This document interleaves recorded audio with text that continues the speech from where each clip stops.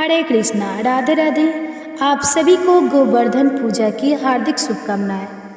आज आप सुनेंगे गोवर्धन पूजा कार्तिक मास की शुक्ल पक्ष की प्रतिपदा तिथि को किया जाता है। आज की इस वीडियो में आप सुनिए श्री गोवर्धन पूजा की व्रत कथा।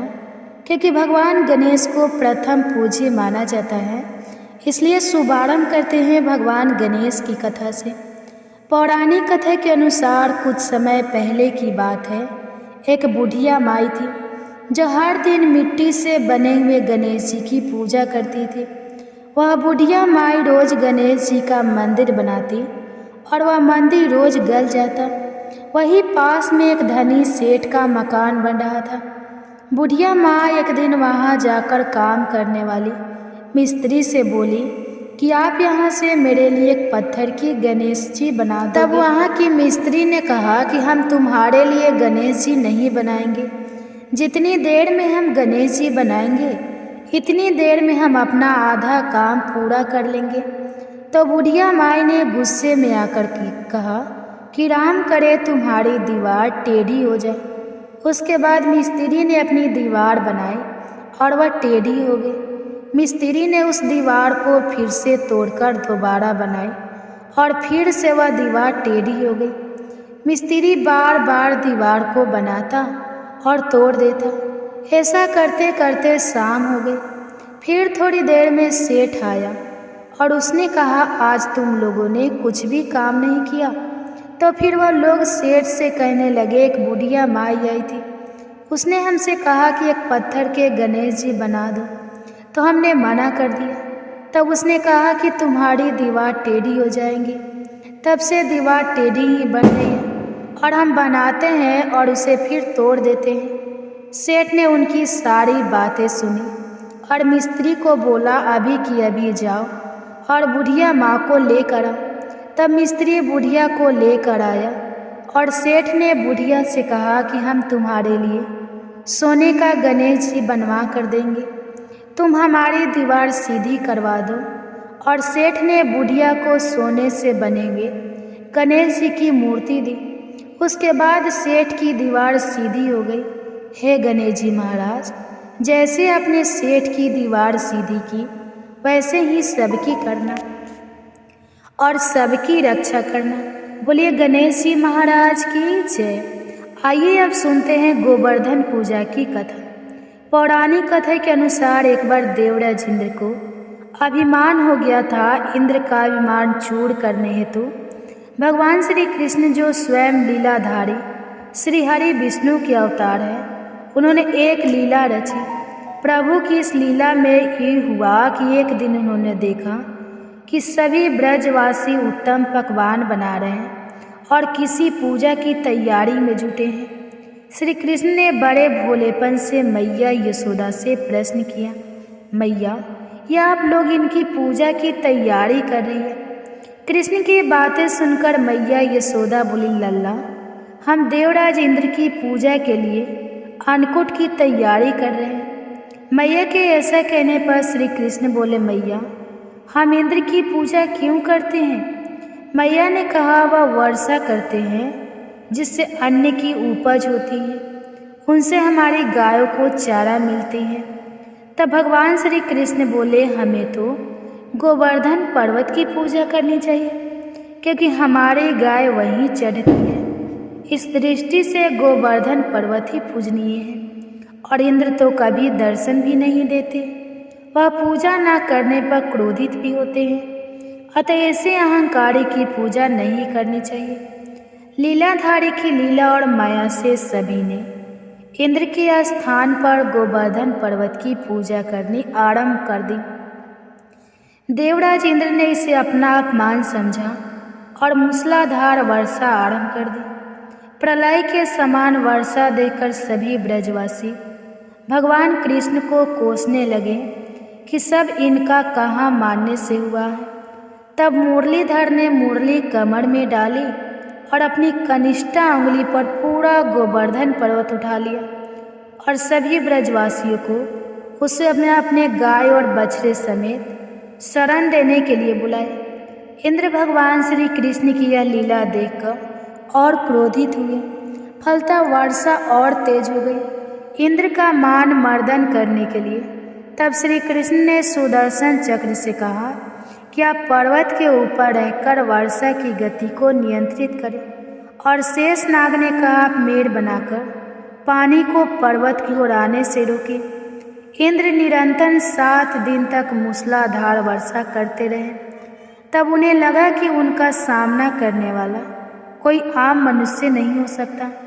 अतः वे ब्रह्मा जी के पास पहुँचे और उन्हें सब वृतांत कह सुनाया। ब्रह्मा जी ने इंद्र से कहा कि आप जिस कृष्ण की बात कर रहे हैं वह भगवान विष्णु के साक्षात अंश है और पूर्ण पुरुषोत्तम नारायण है। ब्रह्मा जी के मुख से यह सुनकर इंद्र अत्यंत लज्जित हुए और श्री कृष्ण से कहा कि प्रभु मैं आपको पहचान न सका, इसलिए अहंकार वश भूल कर बैठा। आप दयालु हैं और कृपालु भी हैं, इसलिए मेरी भूल को क्षमा करें। इसके पश्चाताप देवराज इंद्र ने मुरलीधर भगवान की पूजा कर उन्हें भोग लगाया। इस पौराणिक घटना के बाद से ही गोवर्धन पूजा की जाने लगी। ब्रजवासी इस दिन गोवर्धन पर्वत की पूजा करते हैं। गाय बैल को इस दिन स्नान कराकर उन्हें रंग लगाया जाता है। वह उनके गले में नई रस्सी ली जाती है। गाय और बैलों को गुड़ और चावल मिलाकर खिलाया जाता है। बोलिए भगवान गिरिधर गोपाल की जय। बोलिए भगवान श्री कृष्ण की जय। आइए अब बड़े ही प्रसन्नचित मन से आप श्री कृष्ण प्रिया राधा जी की कथा को सुनिए। एक बार एक व्यक्ति था। वह एक संत जी के पास गया और कहता है कि संत जी मेरा एक बेटा है। वो ना तो पूजा पाठ करता है और ना ही भगवान का नाम लेता है। आप कुछ ऐसा कीजिए कि उसका मन भगवान में लग जाए। संत जी कहते हैं ठीक है बेटा, एक दिन तू उसे मेरे पास लेकर आ जा। अगले दिन वह व्यक्ति अपने बेटे को लेकर संत जी के पास गया। अब संत जी उसके बेटे से कहते हैं बेटा बोले राधे राधे। बेटा कहता है क्यों कहूँ। संत जी कहते बेटा बोले राधे राधे। वो इसी तरह से मना करता रहा और अंत तक उसने यही कहा कि मैं क्यों कहूँ राधे राधे। संत जी ने कहा जब तुम मर जाओगे और यमराज जी के पास जाओगे तब यमराज तुमसे पूछेंगे कि कभी भगवान का नाम लिया, कोई अच्छा काम किया, तब तुम कह देना कि मैंने जीवन में एक बार श्री राधा रानी के नाम को बोला है। बस एक बार इतना बताकर वह चले गए। समय व्यतीत हुआ और एक दिन वह मर गया। यमराज के पास पहुंचा तो यमराज ने पूछा कभी कोई अच्छा काम किया है। तो उसने कहा हाँ महाराज, मैंने जीवन में एक बार श्री राधा रानी के नाम को बोला है। आप उसकी महिमा बताइए। तो यमराज सोचने लगे एक बार नाम की महिमा क्या होगी, इसका तो मुझे भी नहीं पता है। यम बोले चलो इंद्र के पास वही बताएंगे। तो वह व्यक्ति बोला मैं ऐसे नहीं जाऊंगा, पहले पालकी लेकर आओ, उसमें बैठक जाऊंगा। यमराज ने सोचा कि अब बड़ी मुसीबत है, फिर भी पालकी मंगवाई गई और उसे बैठाया। 4 कहार लगे। वह बोला यमराज जी सबसे आगे वाले कहार को हटाकर उसकी जगह आप लग जाइए। यमराज जी ने ऐसा ही किया। फिर सब मिलकर इंद्र के पास पहुँचे और बोले कि एक बार श्री राधा रानी के नाम लेने की महिमा क्या है। तो इंद्र बोले महिमा तो बहुत है, पर क्या है यह मुझे भी नहीं मालूम। बोले कि चलो ब्रह्मा जी को पता होगा, वे ही बताएंगे। तो व्यक्ति बोला इंद्र जी ऐसा है, दूसरे कहार को हटाकर आप यमराज जी की पालकी उठा ले। और दूसरी तरफ इंद्र लगे हुए हैं और वे पहुँचे ब्रह्मा जी के पास।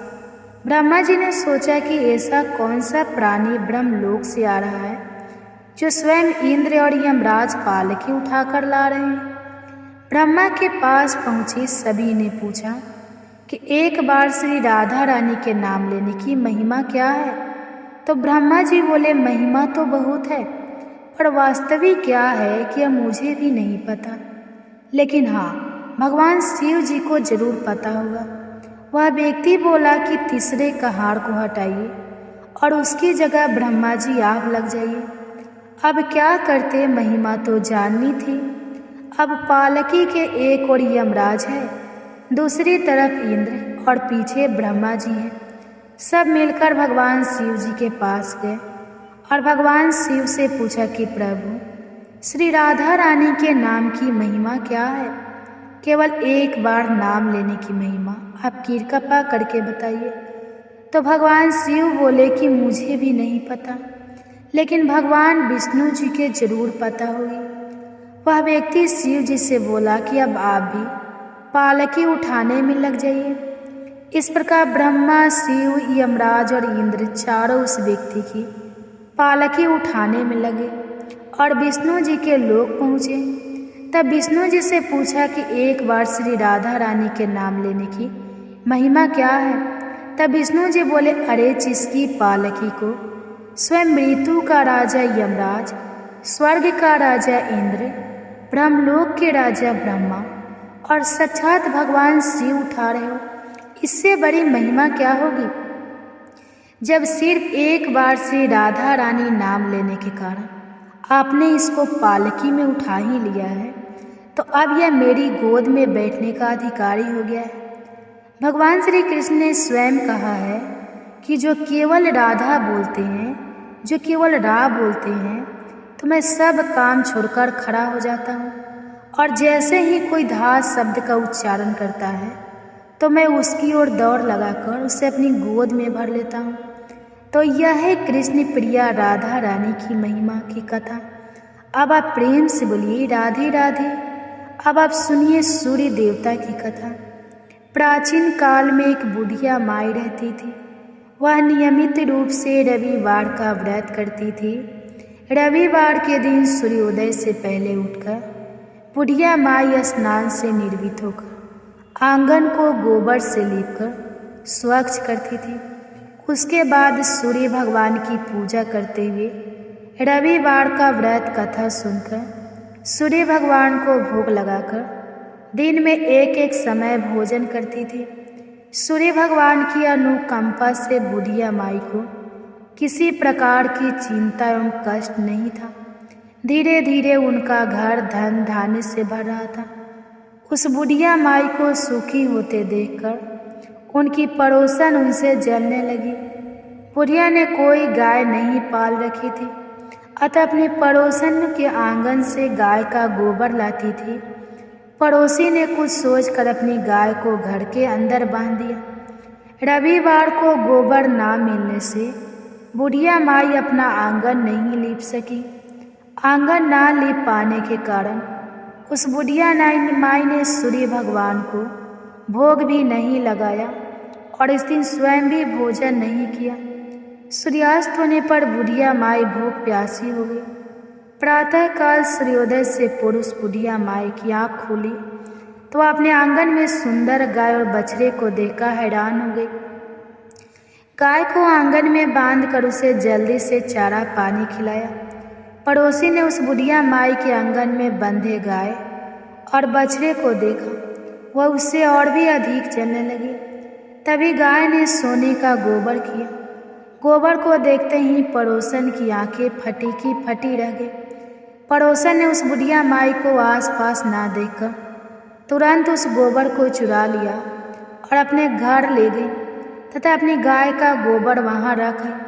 सोने के गोबर से पड़ोसन कुछ ही दिनों में धनवान हो गई। गाय प्रतिदिन सूर्योदय से पूर्व सोने का गोबर किया करती थी। पड़ोसन उस गोबर को उठाकर ले जाया करती थी। बहुत दिनों तक बुढ़िया माई को सोने की गोबर के बारे में कुछ पता नहीं चला। बुढ़िया माई पहले की तरह रविवार को भगवान सूर्य देव का व्रत किया करती थी और कथा सुनती थी। लेकिन सूर्य भगवान को जब पड़ोसन की चालाकी का पता चला तो उन्होंने तेज आंधी चलाई। आंधी का प्रकोप देखकर बुढ़िया माई ने गाय को घर के अंदर बांध दिया। सुबह उठकर बुढ़िया माई ने सोने का गोबर देखा तो उन्हें बहुत आश्चर्य हुआ। उस दिन के बाद बुढ़िया माई गाय को घर के भीतर बांधने लगी और सोने की गोबर से बुढ़िया माई कुछ ही दिनों में बहुत धनी हो गई। उस बुढ़िया माई के धनी होने से पड़ोसन पूरी तरह से जल भूखा राख हो गई और उसने अपने पति को समझा बुझाकर उस नगर के राजा के पास भेजा। तो राजा ने अपनी सैनिकों को भेजकर बुढ़िया माई की उस गाय को छीन लिया। अब बुढ़िया माई बहुत रोने लगी। जब राजा ने सोने का गोबर देखा तो उसके आश्चर्य का ठिकाना ही नहीं रहा। राजा ने उस गाय को पूरी तरह से अपना बना दिया। अब इधर रविवार का दिन था। सूर्य भगवान को भूख प्यासी बुढ़िया माई को इस तरह प्रार्थना करते देखकर उस पर बहुत करुणा आ गई। उसी रात सूर्य भगवान ने राजा को स्वप्न में कहा, राजन, बुढ़िया की गाय और बछड़ा तुरंत लौटा दो, नहीं तो तुम पर विपत्ति का पहाड़ टूट पड़ेगा, तुम्हारा महल नष्ट हो जाएगा। सूर्य भगवान गाय और बछड़ा बुढ़िया को लौटा दिया। राजा ने बहुत सा धन देकर बुढ़िया माई से अपनी गलती के लिए क्षमा मांगी। राजा ने पड़ोसन और उसके पति को उसकी इस दुष्टता के लिए दंड दिया। फिर राजा ने पूरे राज्य में घोषणा करवाई कि सभी स्त्री और पुरुष रविवार का व्रत करेंगे। रविवार का व्रत करने से सभी लोगों के घर धान्य धान्य से भर गए। राज्य में चारों तरफ खुशहाली आ गई। स्त्री पुरुष अपना जीवन यापन करने लगे। उसी दिन से हर रविवार को व्यक्ति अपने घर की लिपाई गोबर से करने लगे और भगवान सूर्यदेव को प्रश्न करने लगे।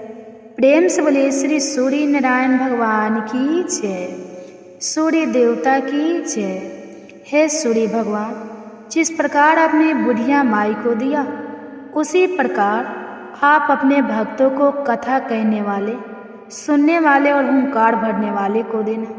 जय हो सूर्य देवता। अब आप सुनिए राधा रानी की एक बहुत ही सुंदर कथा। रानी को एक सर्प ने काट लिया। राधा जी की सारी सखियां दौड़ी दौड़ी माँ के पास आई और कहने लगी, माँ चलकर अपनी बेटी को देखो, एक काले सांप ने उसे डस लिया है। और राधा के सिर से दोनी गिर गई और वह बेहोश हो गई। अब इसके विष को उतारने के लिए किसी गुनी को बुलाना पड़ेगा। माँ ने सुना तो डर गई और रोते रोते राधा जी को अपने हृदय से लगा लिया। एक सखी कहने लगी, माँ, यदि राधा जी को ठीक करना है तो श्री कृष्ण जी को बुला ला। अगर कृष्ण जी आ जाएंगे तो राधा जी तुरंत ही जीवित हो जाएंगी, क्योंकि श्री कृष्ण करुण है। तीनों लोकों में उनसे श्रेष्ठ कोई नहीं है। सूरदास जी बता रहे हैं कि राधा रानी को ठीक करने के लिए आज कृष्ण जी को बुलाया जा रहा है।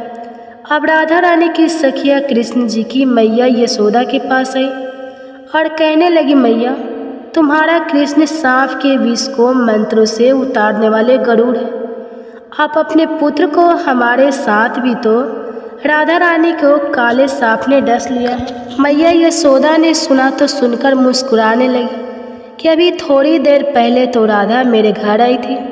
राधा रानी की मूर्छा के मूल कारण को समझकर मैया यशोदा चुप हो गई और सखियों को अपने हंसने का कारण नहीं बताया। अब मैया यशोदा कान्हा जी को पुकारने लगी, कहने लगी, कान्हा, राधा के यहाँ कृति नाम की ग्वालिन तुम्हें बुलाने आई थी, तुम वहाँ चले जाओ। सुना है राधा को काले सांप ने डस लिया है और तुम कब से गाड़ने बन गए। लल्ला, जल्दी जाओ और उसका विष झाड़ दो। माँ ने मन ही मन मुस्कुरा कर कहा, कृष्ण, सुना है तुम कुछ ऐसा मंत्र जंत्र जानते हो कि काले सांप का विष उतर जाता है। अब भगवान श्री कृष्ण जी गरुड़ी बनकर वहाँ आ गए। जब वृषभानु सुता राधा ने सुना तो मन में बड़ी प्रसन्नता हुई कि श्री कृष्ण तो आज मेरे द्वार पर आए हैं, और अपने आप को राधा रानी धन्य समझने लगी। प्रेमवश एकदम मूर्छा और राधा जी की आंखों से प्रेम के आंसू झरने लगे। राधा को इस प्रकार देखकर माँ भी व्याकुल हो गई। वे समझने लगी कि राधा के एक एक अंग में विष का गहरा प्रभाव हो गया है और अब तो माँ रोती व्याकुल होकर इधर उधर फिर रही है। वे अपनी पुत्री को बार बार गले लगाती और फिर राधा रानी की दशा देखकर पानी पानी हो रही है। श्री कृष्ण के आने की खबर पाकर माँ दौड़ कर आई। कान्हा जी के पैरों को पकड़कर कहने लगी, हे मोहन, मेरी लाडली बेटी राधा बहुत ही व्याकुल है, कृपा करके इसे ठीक कर दो। माँ चाहे तो समझे, लेकिन प्रेम पूर्ण हृदय के प्रेम भाव को तो श्री राधा रानी और श्री कृष्ण दोनों ही पूरी तरह से समझ रहे थे। तब श्री कृष्ण ने कुछ झाड़ फूंक शुरू कर दिए और राधा जी को स्पर्श किया। जैसे ही उन्होंने राधा जी को स्पर्श किया तो एकदम से किशोरी जी यानी श्री राधा रानी ने आंखें खोल दी। श्री कृष्ण जी वास्तव में बहुत बड़े गाढ़नी हैं। शरीर का विष तो उन्होंने झाड़ दिया, लेकिन मन और सिर पर प्रेम का जादू कर दिया। अब राधा रानी ने होश में आकर अपने नेत्र खोले और आगे श्री कृष्ण को देखा तो बस एक टक निहारती रही। फिर लाज से एकदम खड़ी होकर अपने वस्त्रों को संभालने लगी। फिर राधा रानी ने अपनी माँ से पूछा, माँ आज क्या है, सब लोग यहाँ इकट्ठे क्यों हैं? माँ बोली, राधे तुम्हें सांप ने डस लिया था और तुम्हें तो अपने तन मन की कोई सुधि नहीं रह गई थी। अब माँ राधा रानी को बताने लगी कि श्री कृष्ण के मंत्रों को द्वारा तुम्हारा उपचार हुआ है। राधा रानी की माँ बार बार कुंवर कन्हई की बड़ाई करने लगी। माँ ने श्री कृष्ण के मुख को चूमा, गले से लगाया और फिर अपने घर भेज दिया। वह कहती है कि मैया यशोदा की कोख धन्य है, उनकी कोख धन्य धन्य है जिससे श्री कृष्ण जैसे सुपुत्र का अवतार हुआ है। इन्होंने तो तुरंत ही ऐसा उपाय कर दिया कि मेरी बेटी को जिंदा कर दिया।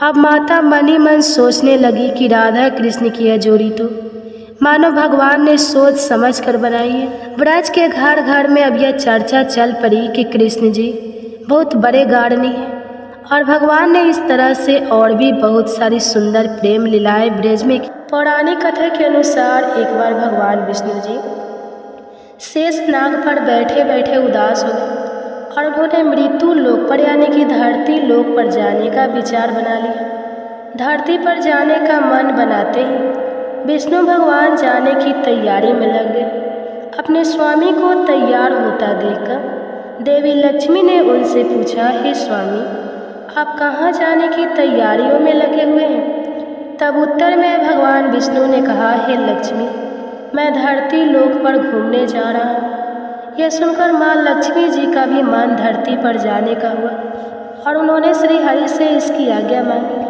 तब माँ लक्ष्मी द्वारा बार बार प्रार्थना करने पर भगवान विष्णु कहने लगे, तुम मेरे साथ चल सकती हो, लेकिन एक शर्त पर, तुम धरती पर पहुंचकर उत्तर दिशा की ओर बिल्कुल मत देखना, तभी मैं तुम्हें अपने साथ लेकर चल सकता हूँ। यह सुनते ही माँ लक्ष्मी ने हाँ कह दिया और विष्णु भगवान के साथ धरती लोक पर जाने के लिए तैयार हो गए। माँ लक्ष्मी जी और भगवान श्री विष्णु सुबह सुबह धरती लोक पर पहुँच गए। जब वे धरती लोक पर पहुँचे तब सूर्य देवता उदय ही हुए थे और रात्रि में बरसात हुई थी, जिस कारण चारों ओर हरियाली ही हरियाली थी।